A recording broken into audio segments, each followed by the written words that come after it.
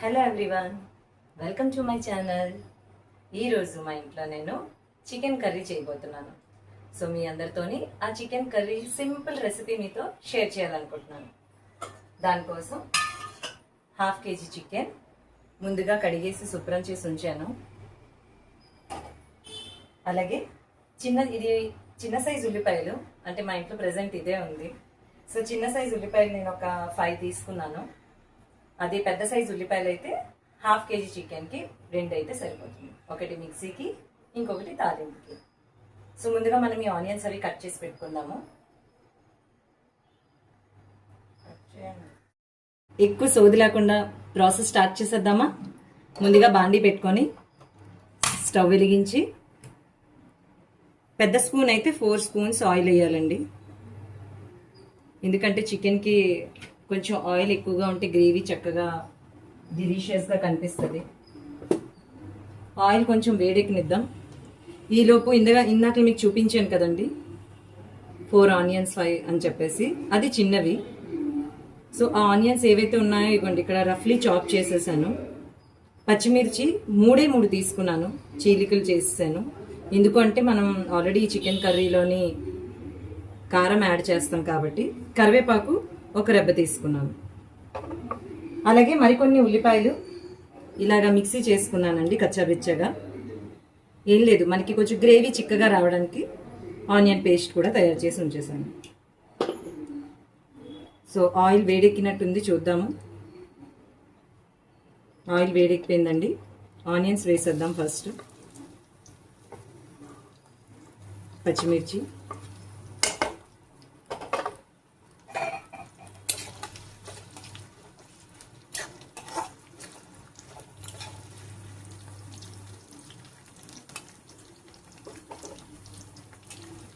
మరీ golden fry అనేది onion చేయకూడదండి ఇక్కడ.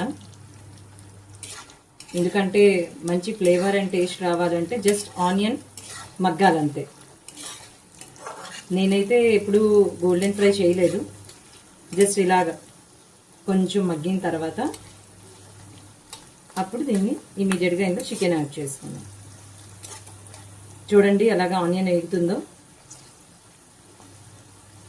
జస్ట్ ఇలా సింపుల్గా వేగనివ్వాలి, ఒక 30 సెకండ్స్ అనుకోండి. ఇలా వేగిన తర్వాత ఇందులోనే కరివేపాకు వేసుకుందాం. 1 రెబ్బ కరివేపాకు అన్నాను కదా, కరివేపాకు వేసుకుందాం. కరివేపాకు వేయాలండి, చాలా బాగుంటుంది వేస్తే టేస్ట్.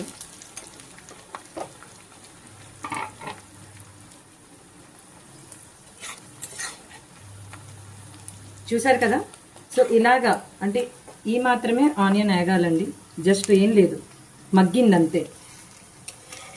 డీప్ ఫ్రై అయిపోలేదు, అలాగని గోల్డెన్ ఫ్రై అయిపోలేదు, జస్ట్ మగ్గింది.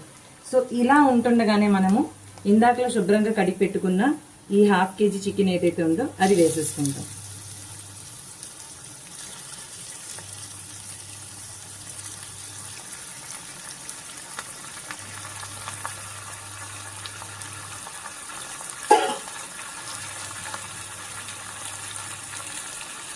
ఇలా వేసుకున్న చికెన్ ఒకసారి కలిపేసుకున్నాం అండి.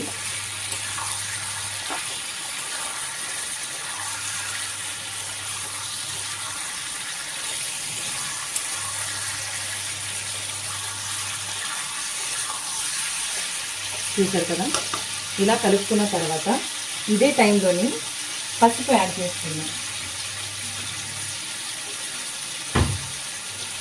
పసుపు ఎక్కువేం అవసరం లేదండి, జస్ట్ చిన్న టీ స్పూన్ అంత అంతే. ఇంతకు మించి పసుపు బాగుంది. అలాగే ఇదే టైంలోని సాల్ట్ కూడా యాడ్ చేసుకున్నాం అండి.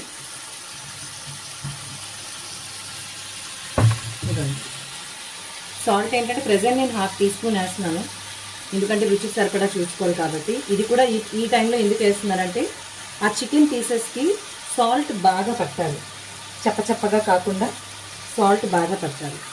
అందుకని ఈ టైంలో నేను వేస్తున్నాను. ఇప్పుడు ఇలా వేసేసి కొంచెం అలా ఇటు అటు కలిపేసాం కదా, ఇలాగ అవుతుంది. కానీ మీకు ముందే చెప్పాను కదా చాలా సింపుల్ ప్రాసెస్ అని చెప్పేసి, 15 నిమిషాలు 20 నిమిషాలు చికెన్ ఉడికించకుండా దాన్ని ఫ్రై చేసేయకుండా సింపుల్ ప్రాసెస్ అన్నాను కదా. అందుకని ఇలాగ ఉంటుండగానే ఇందాక మనం ఆనియన్ పేస్ట్ చేసుకున్నామని చెప్పాను కదా, కచ్చా బిచ్చాగా చేసుకున్న ఆనియన్ పేస్ట్ ఏదైతే ఉందో అది ఈ చికెన్లోకి షిఫ్ట్ చేసేయాలి. ఇదిగోండి. సో ఇలా కచ్చా బిచ్చాగా ఏదైతే చేసుకున్న పేస్ట్ మొత్తం ఇందులో వేసేస్తాను. నేను చికెన్లో టమాటాలు అవి ఏం వాడనండి, వచ్చే గ్రేవీ అంతా ఈ ఆనియన్ పేస్ట్ మీద డిపెండ్ అయి ఉంటుంది. ఈ టైంలోనే ఈ ఆనియన్ పేస్ట్ అంతా వేసేసాను. ఈ ఆనియన్ పేస్ట్ వేసిన తర్వాత ఇదే టైంలోని జింజర్ గార్లిక్ పేస్ట్ కూడా వేసేసుకున్నాం. అల్లం వెల్లుల్లి పేస్ట్ నేను పొద్దున్నే అల్లం వెల్లుల్లి పేస్ట్ చేసి ఉంచేసానండి. ఇదిగోండి ఇలాగ చేసి ఉంచుకుంటాను, ఎందుకంటే పొద్దున్నే క్యారేజీలకి నాకు ఒక్కొక్కసారి అవసరం ఉంటుందని చెప్పేసి ముందుగా చేసి ఉంచేసుకుంటాను.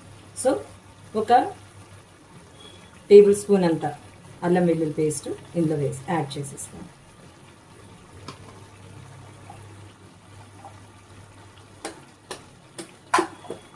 ఇప్పుడు ఈ మొత్తానికి ఇలా కలిపేసుకుందాం సార్.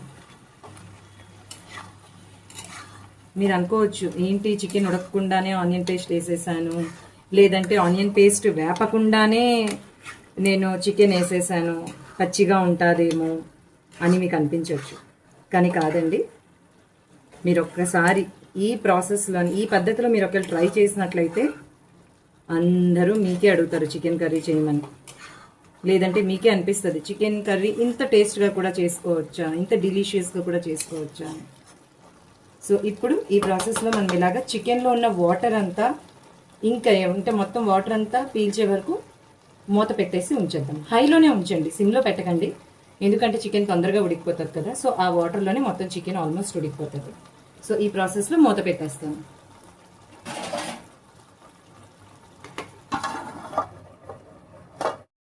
మినిట్స్ మూత పెట్టేసి ఉంచమని చెప్పేసి, సో ఒక్కసారి స్టవ్ని సిమ్లో పెట్టేసుకుందాము. పెట్టేసి మూత ఓపెన్ చేసి చూద్దాం. ఇదిగోండి చూసారా, ఆయిల్ అంతా తేలిపోయింది. ముక్కలు చూడండి ఎలా సాఫ్ట్ వచ్చేసాయి. ఇదిగోండి కనిపిస్తుందా మీకు, చూడండి సాఫ్ట్గా ఇలా అట్ల పుల్లతో పెట్టగానే పీసెస్ సాఫ్ట్ అయిపోయింది. ఆయిల్ కూడా పైకి తేలిపోయింది. అంటే చికెన్ మనకి ఇక్కడ 60% కుక్ అయిపోయినట్టే. ఇదిగోండి 60% చికెన్ ఇక్కడ కుక్ అయిపోయింది. ఇప్పుడు ఈ టైంలోనే మనం ఏం చేస్తామంటే స్టవ్ సిమ్లోనే ఉంచుతాము. మనము గరం మసాలా అదేవిధంగా కారము ఇప్పుడు వేసుకోవాలి. సో ఇదిగోండి ఇప్పుడు నేను ఇందులోని 1 టేబుల్ స్పూన్ కన్నా తక్కువ గరం మసాలా వేస్తున్నానండి. ఇది హోమ్ మేడ్ గరం మసాలా, నేనే ప్రిపేర్ చేశాను. నేను ఇక్కడ ఎలాంటి ధనియాల పొడి జీలకర్ర పొడి ఏమీ వేయట్లేదండి, డైరెక్ట్గా ఓన్లీ గరం మసాలా ఒకటే వేస్తున్నాను.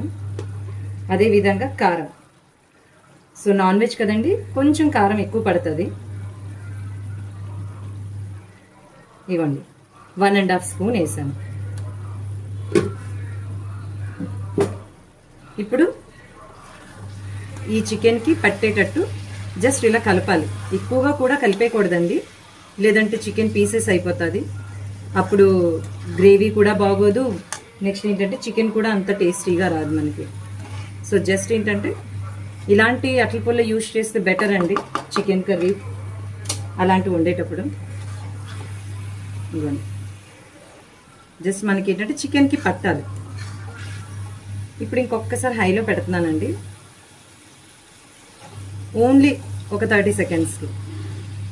అంటే ఈ కారం అంతా మొత్తం ఈ చికెన్ పీసెస్కి స్ప్రెడ్ అయ్యేటట్టు ఇలా కలపాలి. కలిపేసి చూడండి ఇక్కడ ఇలాగ మనకి కనిపిస్తుంది కదా బబుల్స్ లాగా, అంటే కారం కూడా ఆల్మోస్ట్ ఆ పచ్చి వాసన పోతుంది కారంలో.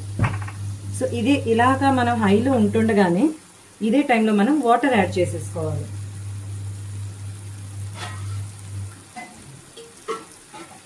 సో మనకి ఎంత గ్రేవీ అయితే కావాలో దాన్ని చూసుకొని అనేది చాలామంది యాడ్ చేయమంటారండి. కానీ నేను మీకు ఒక సింపుల్ ప్రాసెస్ చెప్తాను. ఇలాంటి టైంలోనే కేవలం ఈ పీసెస్ అన్నీ మునిగేటట్టు వాటర్ వేయండి. పీసెస్ అన్నీ వాటర్లో డిప్ అయిపోవాలి. ఇందులో కొలతలు ఏమీ లేదండి, అందరికీ సింపుల్గా అర్థమయ్యేటట్టు చెప్తున్నాను. ఈ పీసెస్ అనేది వాటర్లో డిప్ అయిపోవాలి.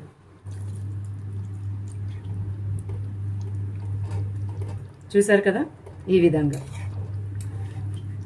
డిప్ అయిపోయింది. ఇంకేం లేదండి, హై ఫ్లేమ్లోనే దీన్ని ఒక హార్డ్లీ 6 minutes ఉడికిద్దాం. ఇప్పుడు మూత పెట్టేసుకుందాం. హై ఫ్లేమ్లో అది ఉడుకుతూ ఉంటుంది. సో 6 minutes అయిపోయిందండి.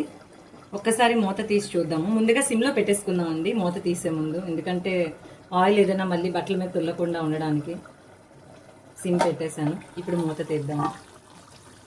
ఇదిగోండి. సో ఇప్పుడు ఒకసారి చికెన్ ఇలా కలిపేసుకుందాము. చూసారు కదా గ్రేవీ అనేది ఎంత చిక్కగా, ఇవ్వండి చిక్కగా వచ్చిందో. ఏ టమాటా ఏది నేను యూజ్ చేయలేదు, ఓన్లీ జస్ట్ ఒక 5 ఆనియన్స్తోనే, అది కూడా చిన్న సైజ్ ఆనియన్స్. మీకు ముందే చెప్పాను, ఒకవేళ పెద్ద సైజ్ ఆనియన్స్ యూజ్ చేసే వాళ్ళు అయితే 1/2 kgకి 2 సరిపోతుంది, మీడియం అయితే 3 సరిపోతుంది. సో ఇలా ఉంటుండగానేనండి, చాలామంది గ్రేవీ అనేది ఉంటే ఇష్టపడతారు. అలాంటి వాళ్ళు ఈ ప్రాసెస్ ఇలా ఉంటుండగానే ఒక 30 seconds స్టవ్ని సిమ్లో పెట్టేసి స్టవ్ ఆపేసుకోవచ్చు. లేదు మాకు గ్రేవీ వద్దు, మాకు ఇంకా దగ్గరగా జ్యూసీగా చికెన్ కావాలి అంటే, చికెన్ అయితే ఆల్మోస్ట్ ఉడికిపోయింది, కానీ ఉంటుంది కదా ఒక ఫ్రై కాదు గ్రేవీ కాదు అన్న టైప్ ఉంటుంది కదా. సో అలా కావాలనుకున్న వాళ్ళు మాత్రం ఇంకొక 1 minute అనేది సిమ్లో పెట్టి ఉడికించుకోవాలి. ఇలా గ్రేవీ అనేది ఇష్టపడే వాళ్ళు అయితే ఈ టైంలోనే సిమ్లో పెట్టేసి ఒక 30 secondsకి మూత పెట్టేసి ఆపేసుకోవాలి. నెక్స్ట్ మీకు ఆ ప్రాసెస్ కూడా నేను చూపిస్తాను. దగ్గరగా మనకి ఫ్రై కాకుండా గ్రేవీ కాకుండా ఎలా ఉంటుందో అది కూడా చూపిస్తాను. ప్రజెంట్ ఒక 30 secondsకి ఇలా ఉంచేసి ఆపేసుకుందాం అనుకుని అలా ఆపేసాను. మరి నేను మాత్రం మా ఇంట్లోని ఇలా గ్రేవీ అయితే తినరండి, కొంచెం దగ్గరకు అయ్యేటట్టు ఇష్టపడతారు. అందుకని నేను ఏం చేస్తున్నానంటే, అటు ఫ్రై కాదు ఇటు గ్రేవీ కాదు అంటే, అన్నం ఇంత చిన్న ఒక పెద్ద టేబుల్ స్పూన్ అంత గ్రేవీ వేసుకున్నా కూడా ఇంత అన్నం తినేటట్టు ఉండదు. సో అందుకని మరి కొంచెం దగ్గరకు చేస్తున్నాను కాబట్టి సిమ్లో పెట్టాను. అండ్ పీసెస్ కూడా ఇంకా సాఫ్ట్ అవుతుంది, పిల్లలు కూడా చాలా ఇష్టంగా తింటారు. ఓకేనా అండి? 30 seconds అయిపోయాయండి. ఒక్కసారి చూద్దాము సిమ్లో పెట్టిన తర్వాత ఎలా ఉందో కర్రీ అన్నది. ఇదిగోండి, మొత్తం ఆయిల్ అంతా పైకి తేలిపోయి ఇంకా దగ్గరకు అయిపోయింది. చూసారా? ఇదే టైంలోని మనకి ఉప్పు కారం అనేది సరిపోయిందో లేదో ఒకసారి చూడండి, నేను చూసుకుంటాను.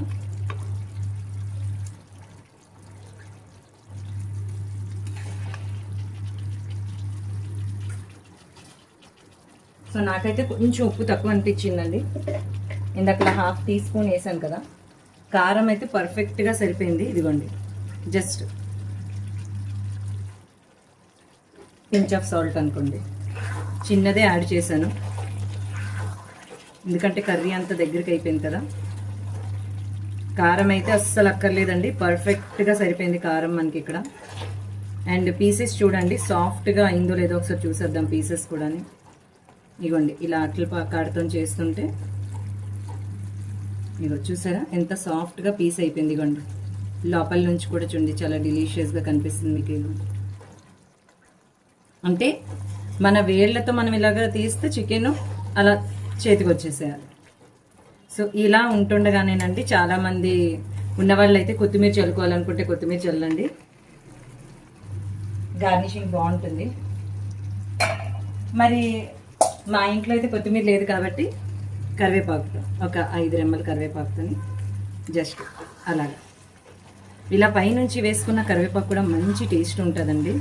ఒక్కసారి ఇలా వేసి చూడండి. ఉన్నవాళ్ళు కొరియండర్ వేసుకోవచ్చు, చూసే వాళ్ళకి పెట్టే వాళ్ళకి కూడా డెలీషియస్గా ఉంటుంది.